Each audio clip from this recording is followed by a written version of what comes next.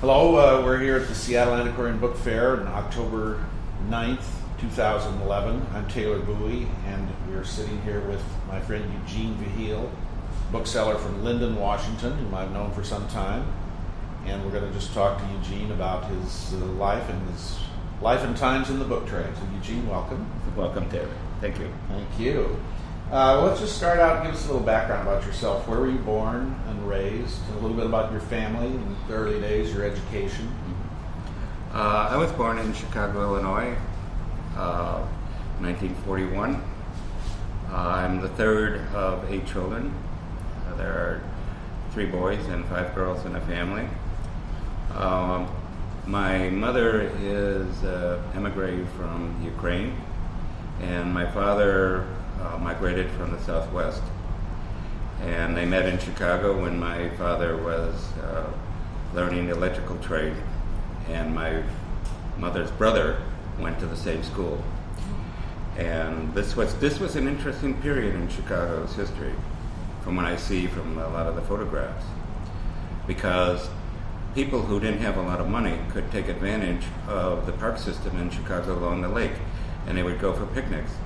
And I thought that was just a one-time event. But when one of my uncles died, and after we buried him, I walked down along the lake and saw that there were many families still doing the same thing. Many of them were Hispanic families having picnics out in Lincoln Park and the Park District. That sounds nice. In terms of education, my mother had a dictum, which I wasn't the best of students. Her dictum to me was, you can gain all the money in the world, but you can lose in an instant. What you know, you cannot lose. Those are wise words. And I debated that. I thought that was the craziest thing that anyone could ever say. Because my father had his own business and he was making good money. And then I thought, how could one lose, what would be the case where you would lose your memory and not be able to use it? And the only way that you could do that is if you had a mental illness, or if you became a vegetable, a stroke or something, and at which point it didn't matter. Now, my mother, coming from humble beginnings, believed in education. She was she was prescriptive, although I wasn't keen on the idea. She looked at each child and she said to each, in her own mind, I want this one to be a lawyer, this one to be a doctor, this one to be a concert pianist, this one to be a soprano, this one to be a nurse, this to be a teacher, and so on. As it turned out, my older brother is a lawyer. He got a degree in engineering and then went into law and became a patent attorney. My older sister was working toward being a concert pianist and had degrees in music from DePaul University in Chicago, and she became a teacher of music now and has a large number of students that she teaches out of her home. For myself, my mother wanted me to be a physician, and I pursued that until my junior year in college, at which point I decided I wanted to do something different, and I went into botany as a profession. And my younger brother is a physicist. He's the next elder, and he became he had a hard time. He got his PhD in physics from Ohio State in the 70s, and it was a very difficult time for a physicist. He worked as an associate at MIT, and then because my father was from an old school from the Southwest of a large family, his dictum was, if you could carry a tool, you worked. So we all learned the electrical trade early on. In addition to these other activities. More, I guess you'd say, rarefied things. Yes. So we all learned electrical trade. So my brother, when hard times came, he went and has built a very fine business in the Boston area. He's done a lot of the wiring for streetlights all around Boston. Amazing. Family sounds like a combination of very practical and I don't know what the opposite would be, but not ambitious. That's too simple a word, but looking beyond just the regular day-to-day kinds of things. And the thing was that it was all about learning, knowledge. And my mother, despite sometimes financial hardships, filled the house with books, encyclopedias, whole sets of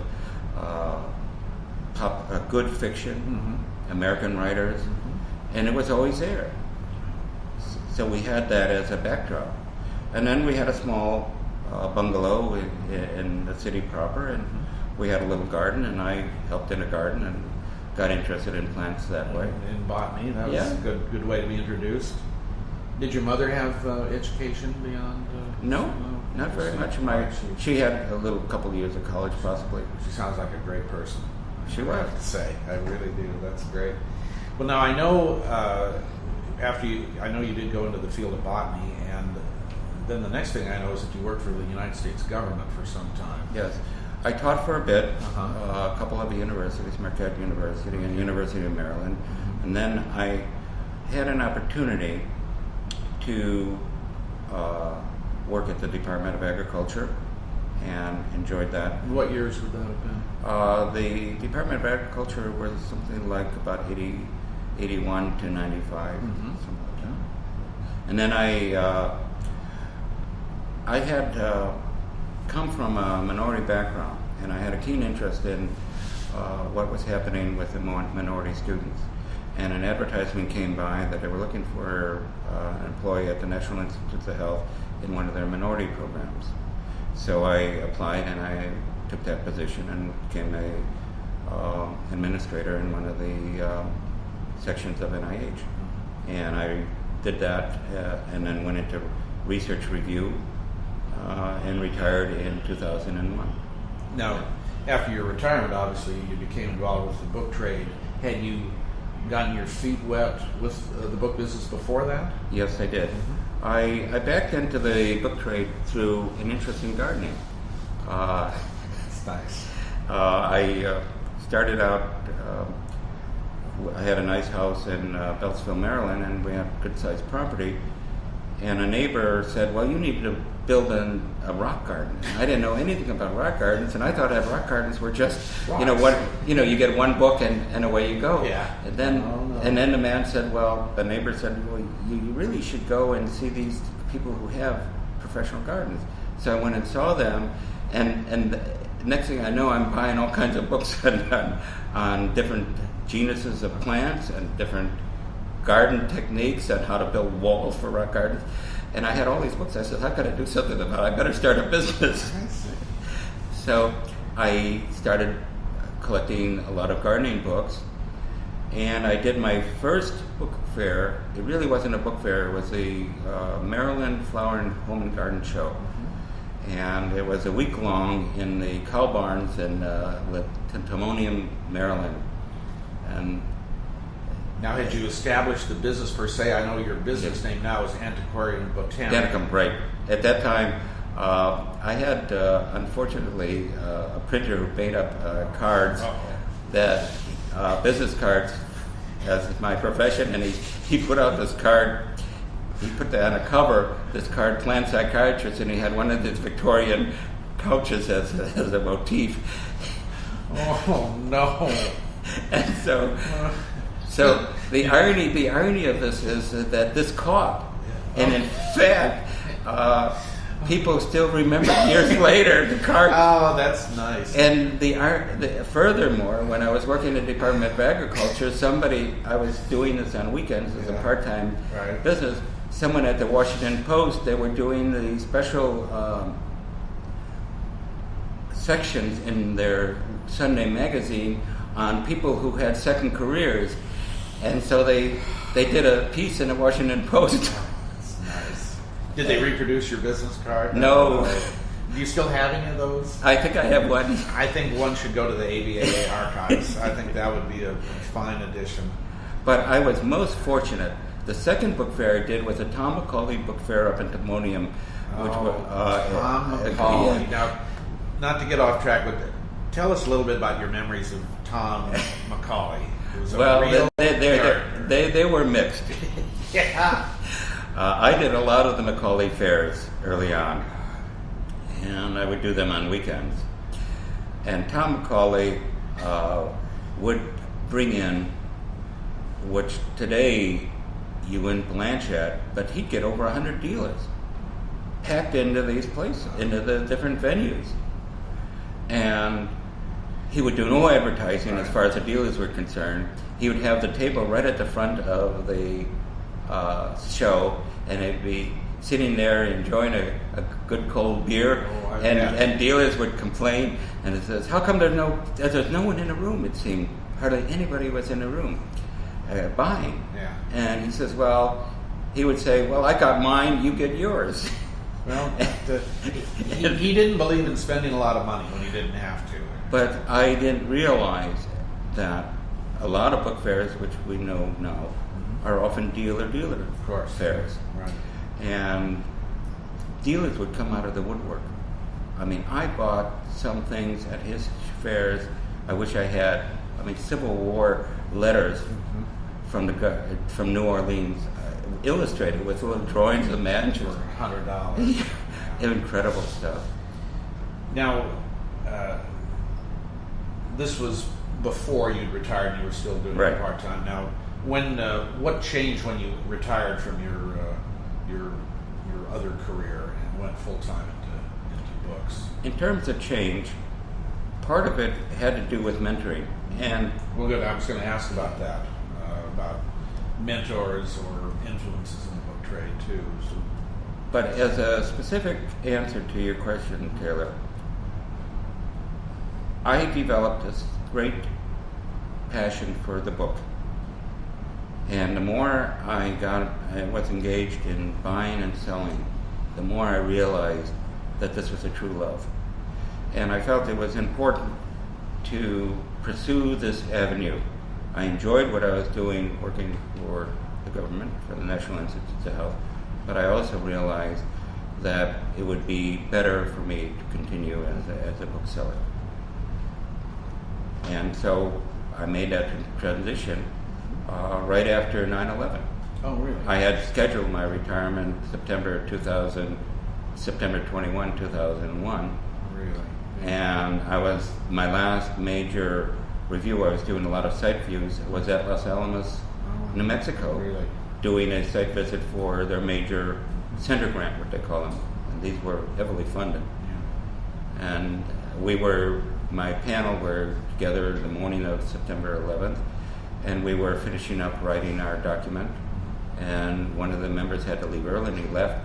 A few minutes later, he came back, he says, we've been attacked. It was an unfortunate day, yes. It's a day every one of us will always remember where we were when we heard the news. Yes. Now, you were living in Maryland at the time. Yes.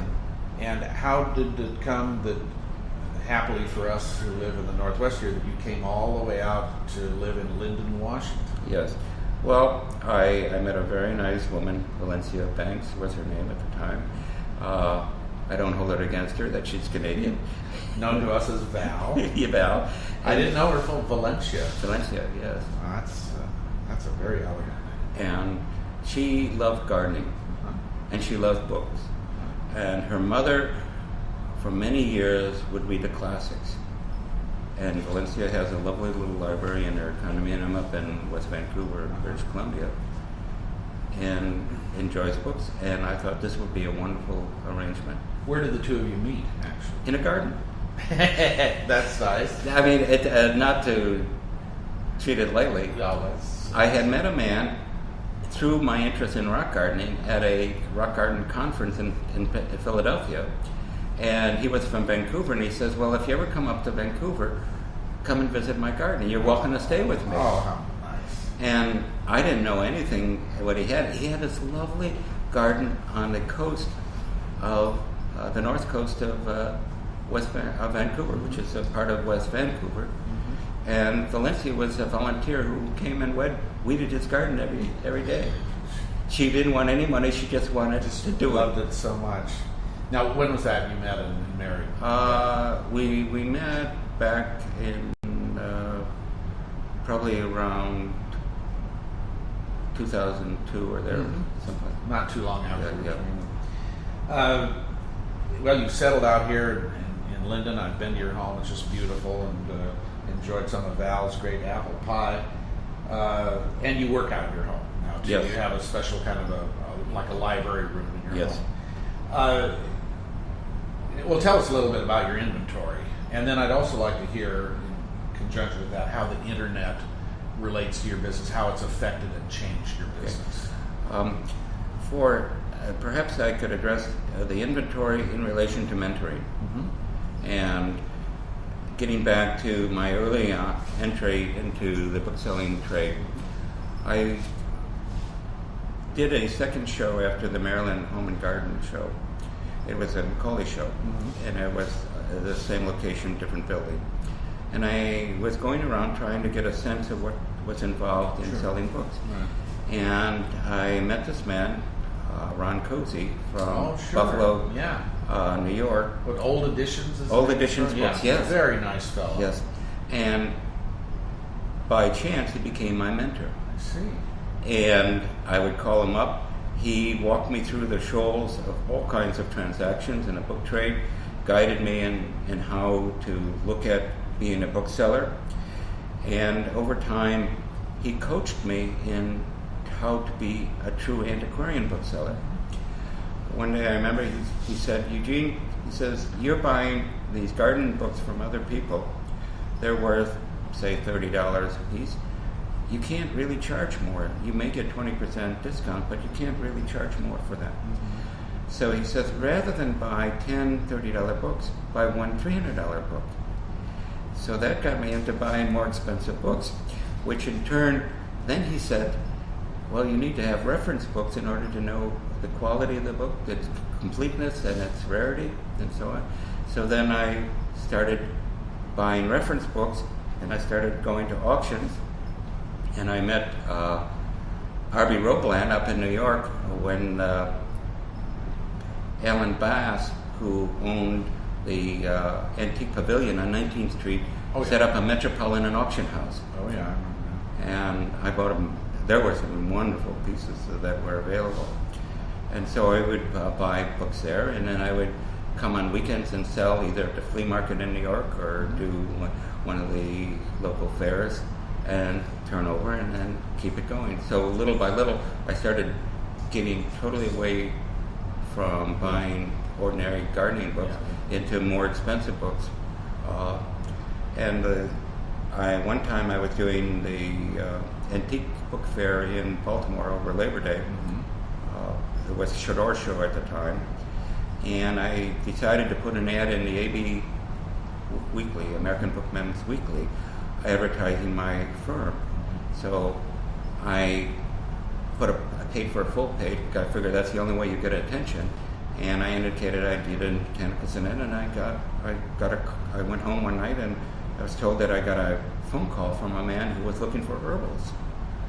And it turned out that Mike Flicker from Lighthouse Books in Florida had a Turner that he just brought to the fair. He had repaired it a bit, so he sold it to me. I didn't have any money. I mean, it was an expensive book. I think it was like $10,000 for the book. But this man bought it. Yeah. And from that purchase on, I helped the man who was a businessman in California build an incredible library. And ultimately, I ended up giving him sort of a brief appraisal of his collection, which I saw at the time he wanted to sell it, was over $3 million. Wow. And that was just the botanical end.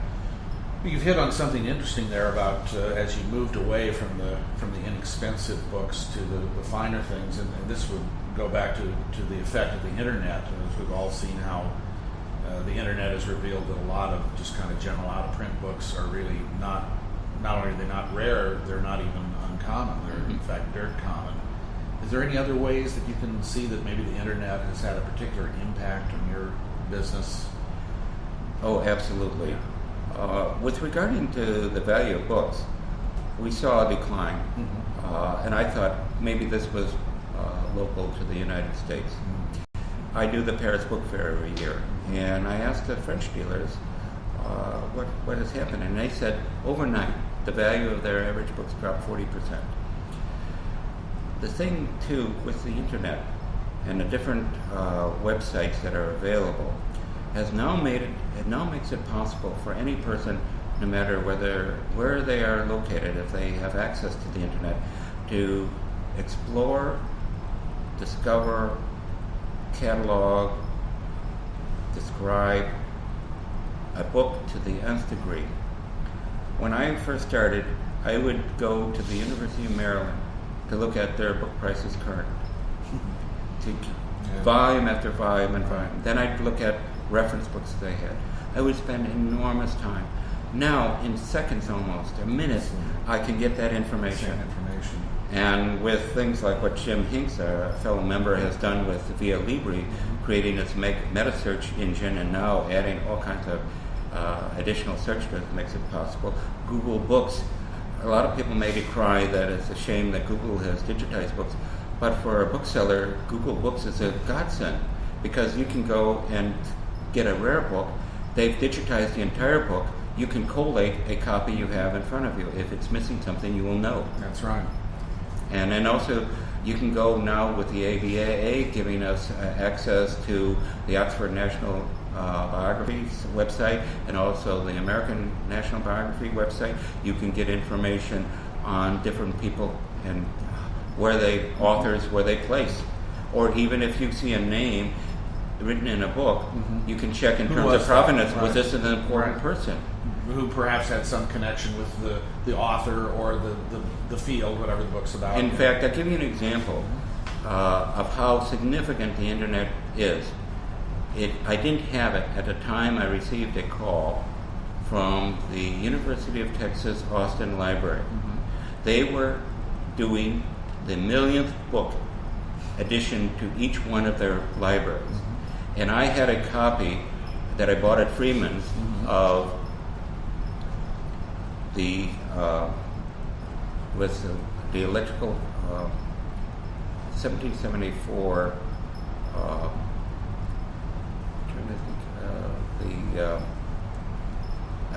theory of electricity, and it was a rare copy, but I couldn't check the author.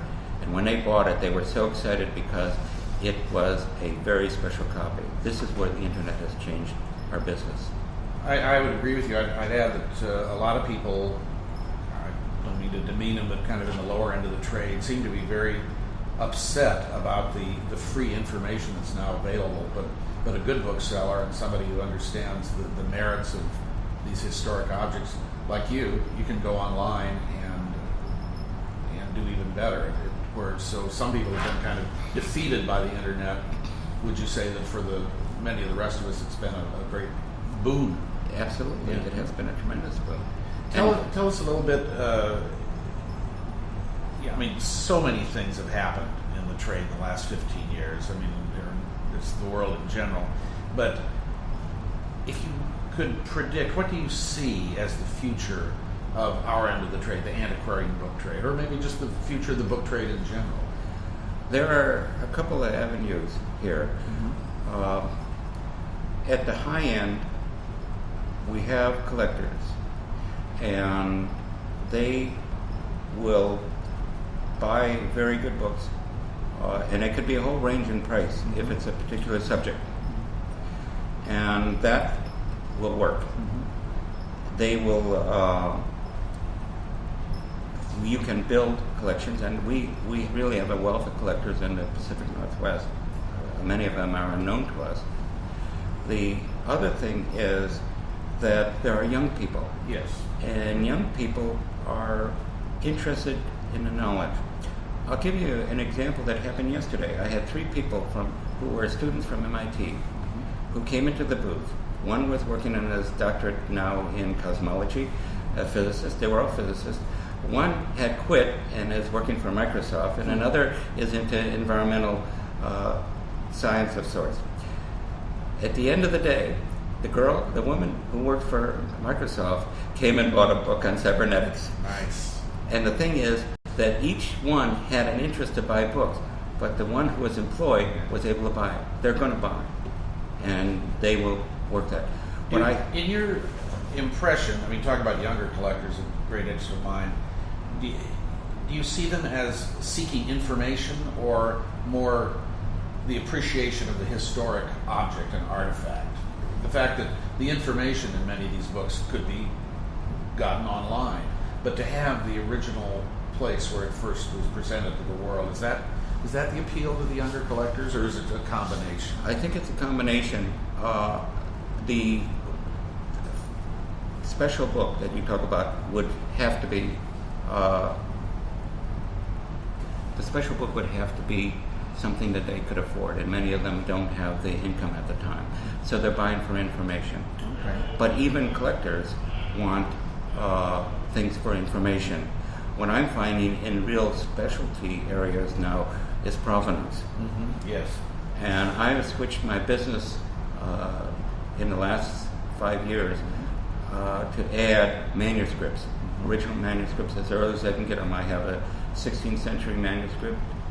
Admittedly, it was a copy of an herbal. Mm-hmm. I have gotten some rare scientific items, but I've noticed a lot of dealers are getting letters mm-hmm. or little notes and tipping them into books, or selling manuscripts. Yes. This is a specialty area, and I just saw an article on the internet about ephemera items. Mm-hmm. That ephemera, because it cannot be priced on the internet, is unique. Absolutely. And more booksellers yes. seem to be coming to that realization. And to give you an example of how this works, people come up.